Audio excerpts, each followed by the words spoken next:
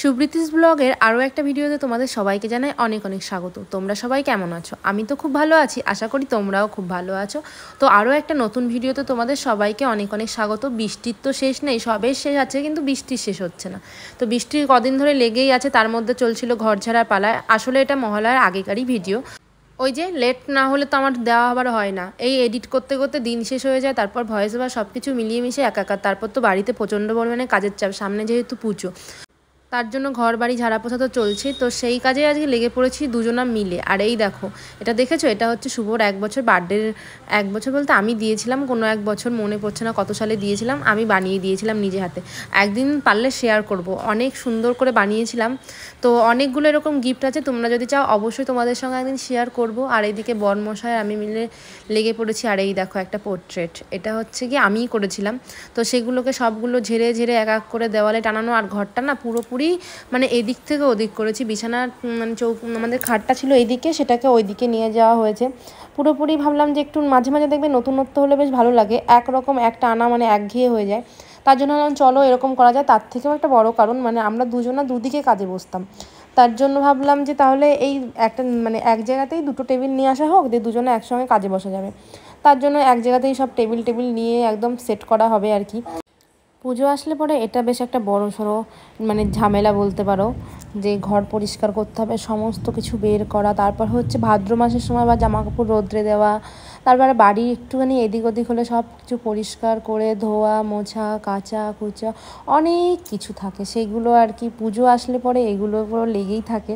তার জন্যই আমি ঠিকঠাক টাইম করে আর কি ভিডিওগুলো এডিট করার সময় একটু গন্ডগোল হয়ে যাচ্ছে, এই জন্য আমার আসলে দেরি হচ্ছে একটু। আর এই দেখো পুরো ঘর থেকে সব বের করে দিয়েছি, আর পুরো সমস্তটা ফাঁকা করে দিয়েছি, এখন পুরোটা পরিষ্কার করা চলছে।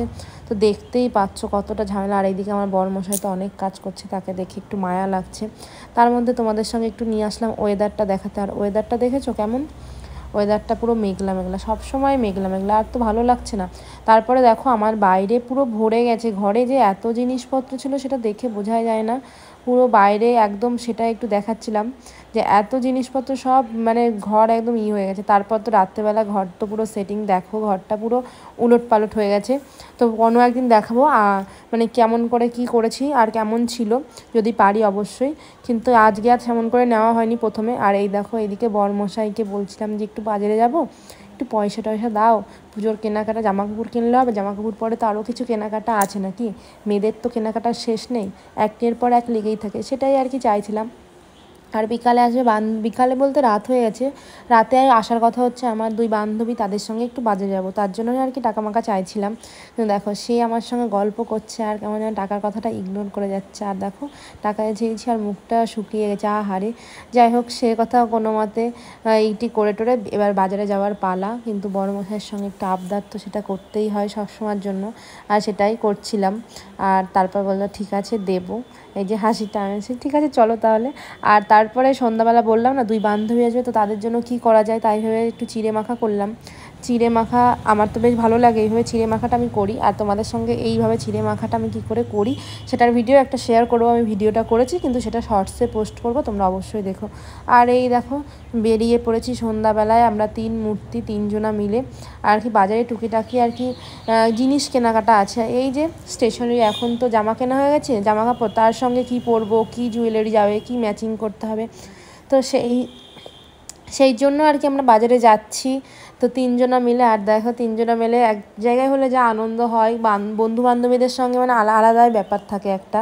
তো সেখান থেকে স্টেশনারির দোকান থেকে ঘুরে টুরে এবার যাচ্ছি একটু বাজারে আমরা, মানে একটু এদিক ওদিক করতে। শুধু কেনাকাটা করলে হবে, তার মধ্যে তেমন করে কিছুই কেনাকাটা হয়নি।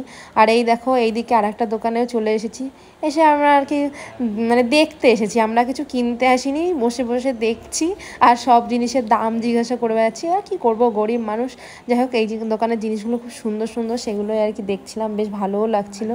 কিন্তু ওই মানে নেওয়ার ইচ্ছা থাকলে উপায় নেই, অত টাকা নেই আমাদের, আহা গরিব আমরা।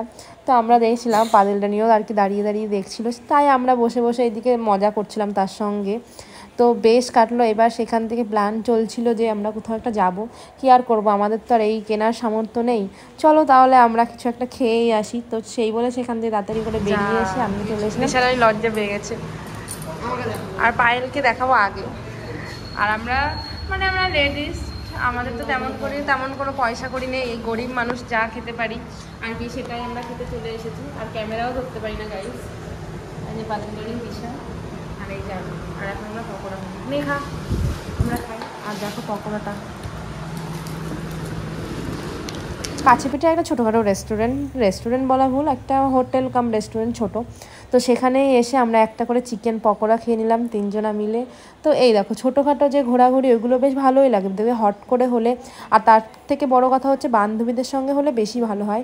তো সেটাই হয়েছিল, আমরা 3 জনা একসঙ্গে গিয়ে একদম একটু বাজার টাজার ঘুরে টুরে এই খাওয়া দাওয়া করে এবার আমাদের আর কি বাড়ি যেতে হবে। সত্যি কথা বলতে সারাদিন অনেক খাটাখাটনি হয়েছে, কিন্তু বিকালবেলায় যে ঘুরে টুরে যে এত সুন্দর একটা মাইন্ড ফ্রেশ হলো, সবার সঙ্গে এত আনন্দ করতে করতে ঘুরলাম ফিরলাম, খুব ভালো লাগছে।